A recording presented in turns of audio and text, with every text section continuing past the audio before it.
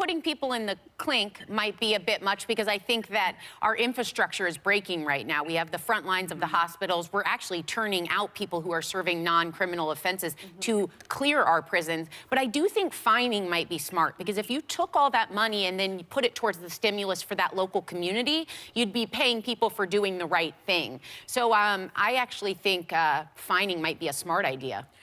And Whoopi, my concern with fining is that you do have people that are going to flout these orders because they need to work, right? You have people that are making the distinction between either staying at home or feeding their families. And so I think if we have the stimulus bill certainly that goes into effect, then fining people may make more sense. And we're going to see more fines because you have states like Maryland, you have states like Virginia, you have places like D.C. that are now having these stay-at-home orders being put into place, and in D.C., violators are facing up to $5,000 fines.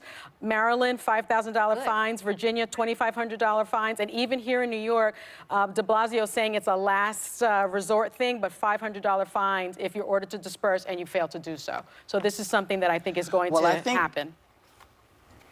I think it's important for people to know that if you decide to gather en masse, you are deciding to not do your job, right? Because you're talking about people who are working, Sonny.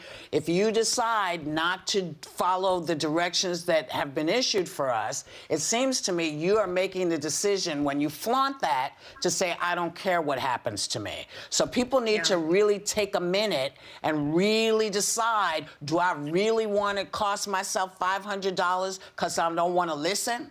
I mean, it's really important for people to figure out where they stand. And if you stand on the wrong side of this, they're going to fine you. And some places will put you in jail, like the preacher got put in jail this week, you know, because he held a prayer meeting. You can't kind of do that in this kind of environment. And